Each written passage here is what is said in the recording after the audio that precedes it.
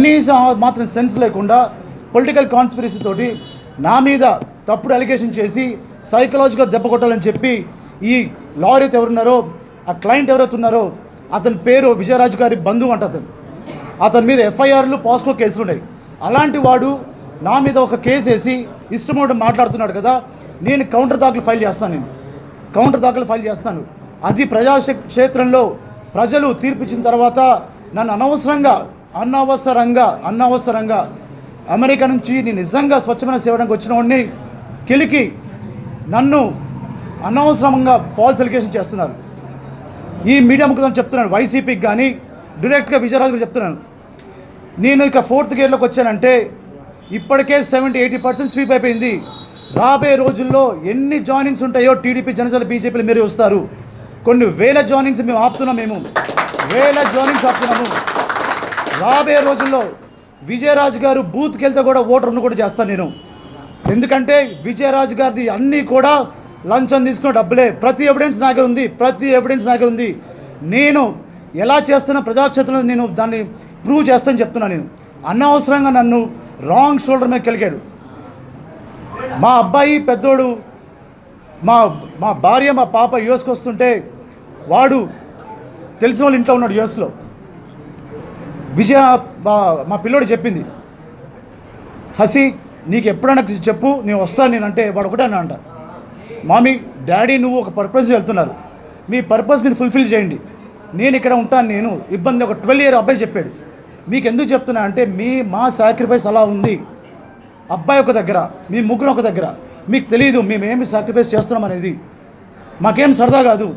45 degrees 40 degreesలో చెమటల్లో తిరుగుతూ ప్రజలతో మమేకమై ప్రజా సమస్యలపై మేము తిరుగుతూ చేస్తుంటే తమాషా తీసుకొని ప్రతిసారి దండం పెట్టి ఒక గవర్నమెంట్ ఆఫీసర్ వచ్చి రాజకీయాలు వేస్తే ఊరుకుంటామా చెప్పు. లంచాలు తీసుకుని రాజకీయాలకు వచ్చి నువ్వు ప్రూవ్ చేయి అన్న విజయరాజు, నువ్వు ప్రూవ్ చేయి.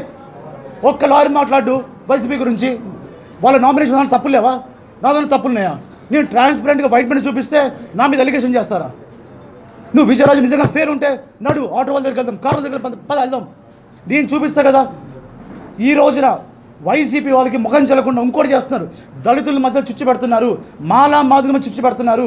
ఇది మాలా మాదిగ యుద్ధం అని చెప్పి విజయరాజు అన్ని చోట్ల ప్రచారం చేస్తున్నాడు. దళితులారా మేల్కొనండి. ఇది చింతలపూడి నియోజకవర్గం, అందరి నియోజకవర్గం. మనం మాలా మాదిగ వేరు కాదు, దళితులంతా ఒక్కటే.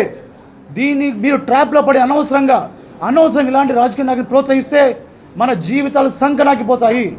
ఇప్పటికే చింతలపూడిలో ఒక రోడ్డు లేదు, ఒక డ్రైనేజ్ లేదు, ఒక అభివృద్ధి లేదు, ఒక చదువు లేదు. కేవలం లంచాలతోటి ఓట్లకి నోట్లు ఇచ్చి ఓటు సంపాదించుకొని వచ్చిన తర్వాత దండాలు పెట్టుకుని వెళ్తున్నారు. 5 సంవత్సరాల్లో ఇప్పుడున్న ఎమ్మెల్యే ఎలీజా గారికి ₹1 కోటి ఇస్తే అభివృద్ధికి చింతలపూడి నియోజకవర్గానికి ఈ విజయరాజు లేకపోతే పాత ఎంపీ కొత్త ఎంపీ వచ్చి దండాలు పెట్టి మాకు గెలిపియండి అభివృద్ధి చేస్తా అన్నారు. 5 సంవత్సరాల్లో 3 లక్షల జనాభాకి 36,000 మెజార్టీ వచ్చిన ఎలీజా గారికి ₹1 కోటి ఇస్తే నువ్వు రేపు పొద్దున ఏం అభివృద్ధి చేస్తావు? ఒక విజయనగర నాయకుడు నారా చంద్రబాబు నాయుడు గారు సినిమాలో సంపాదించిన డబ్బులు ప్రజలకు ఖర్చు పెడుతున్నారు. పవన్ కళ్యాణ్ గారు పెళ్లి చేసుకోకుండా దేశాని కోసం పోరాడుతున్న మనిషి మోడీ గారు.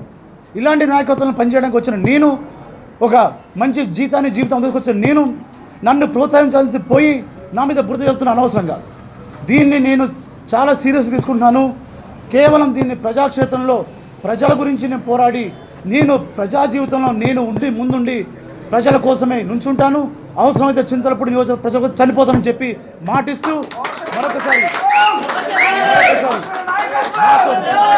మరొకసారి నాతో వెన్నుంటి ఉన్న చింతలపూడి నియోజక ప్రజలు, తెలుగుదేశం, జనసేన, బీజేపీ పార్టీ నాయకులు, కార్యకర్తలు, అభిమానులకి, లాయర్లకి, పార్టీ అధిష్టానానికి, చింతలపూడి అభిమానులకి, ప్రజలకి నాకు ధన్యవాదాలు తెలియజేస్తూ జై తెలుగుదేశం, జై జనసేన, జై బీజేపీ.